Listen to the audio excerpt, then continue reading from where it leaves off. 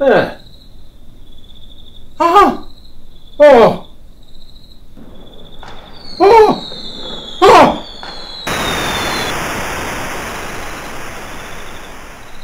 Oh! Oh!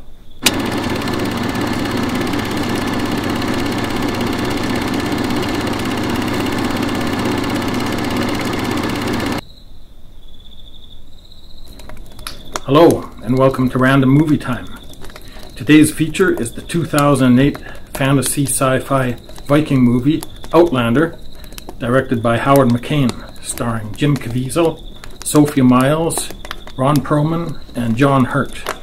This tells a story of a crashed alien who must pursue a dangerous beast across the frozen tundras of Norway back in the 700s, and he has to recruit some Viking warriors to help him complete his mission.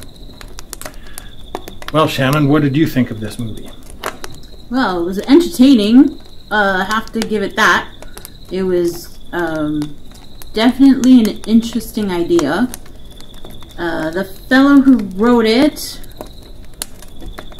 based it on, well, he didn't base it on, but he was very heavily inspired by the old English poem Beowulf, and hence the 709 Norse setting.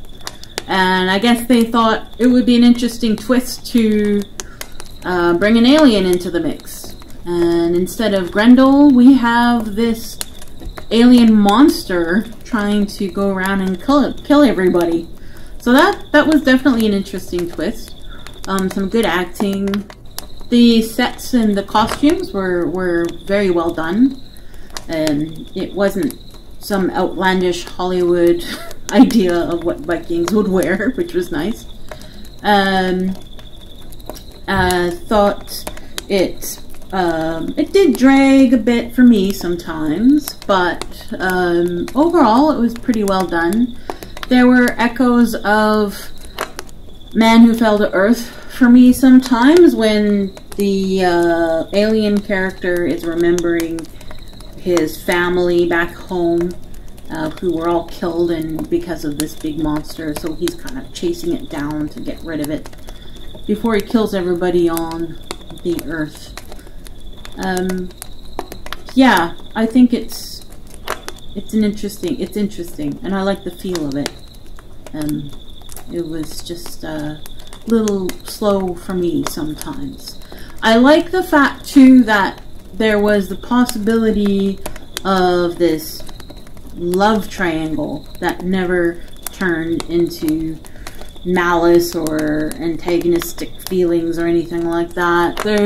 One of the Sophia Myles' character is the daughter of the present leader of that village, and the next in line is a young man who she is supposed to marry, but she doesn't want to marry him. But as it turns out, she and the alien kind of hit it off. But the next in line guy, you know, he's a bit about it, but he is okay with it. He doesn't like try to fight him, or it's not a big plot point at all, which I really liked. And they end up, you know, being friends in the end. So it was a good romp. How about you, Tommy? Yeah, I really liked this one. I just remember back in the day renting it, just a blind rental at the video store. It looked interesting, and I guess I'd rented everything else that I'd heard of. And I ended up liking it so much that I went out and bought the DVD. So this is one movie that I really like. I thought it was very original. It reminded me of some of those 1970s sort of high concept sci-fi novels, you know, like I don't know if you know The High Crusade by Paul, I think it was by Paul Anderson. It was about these medieval knights that end up, you know, stowing away aboard this alien invaders' spaceship so that they can take the fight back to their home planet. You know, just these movies with, you know, these books with these, you know, mashups of, you know, aliens and ancient peoples. I always think that's kind of entertaining. You know, you get a bit of that in the Stargate series too, of course. No, I really liked it. I thought Jim Caviezel was really good. He's best known for playing Jesus in The Passion of the Christ, but he's done some other things. But I thought he was really good in this movie. And John Hurt, as always, really good. You know, what can you say about John Hurt? He always does a great job with any movie he's in. Ron Perlman is maybe not used enough in this movie. His character sort of disappears halfway through. I think he could have been a little bit better used. But yeah, I did really like that plot point you mentioned about the potential love triangle, like never really going into that cheesy thing where they actually end up fighting over the same woman or something like that. They actually end up sort of becoming more partners and friends like that. I thought that was pretty interesting. And I liked also some of the visual effects. You know, it wasn't the highest budget movie, but they had, you know, some pretty neat visual effects in this movie, and you know, the space sequences in particular, the monster I thought was pretty good. Yeah. All in all, yeah, it was pretty darn entertaining. This has sort of become one of my favorites over the years. Yeah, the special effects were very good. I that was one thing that I forgot to mention. I was impressed by the spaceship and the space shots and actually everything. The special effects were really well done. And I was gonna say also Ron Perlman, maybe they didn't use him as much because of his bad Irish accent he was trying to put on. Yeah. There was one scene where he was like trying to sound all Irish. Yeah. And then there was another scene where he didn't have any accent at all. Yeah. Yeah, all of the Vikings sort of had variations of some sort of UK accent. I guess, you know, they're just, maybe they thought, you know, audiences are used to seeing, you know, a medieval setting with that kind of accent, you know. I don't know. But one interesting thing they did was when Jim Caviezel first crashes on the planet, he's actually speaking in Old Norse. And then he runs a computer simulation to teach him Old Norse so he can speak with the inhabitants around him.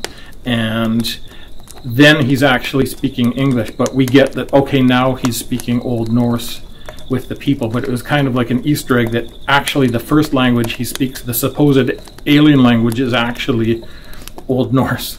Yeah, so that was really cool. I thought that was interesting. Yeah. All right. Cool. So how many Viking shields would you give this one? Viking shields. I would give it 3 Viking shields out of 5. Where's my mead? Where's your mead? Maybe we could give it Viking mead instead, or mead on a shield. That would be really Viking. But then it would be in a horn. It would be hard to put it on a shield. Yeah. Well, they had stands, I guess. I don't know. Or it could be a flagon. It could be a flagon of mead. Well, they wouldn't drink out of horns, though. Yeah. So, how many shields do you give it out of 5? I'd give it 4.5. I really like it. Yeah, the only thing that I don't like about it is maybe sometimes it looks a little bit cheap, just because, you know, as I said, it wasn't like the biggest budget movie ever.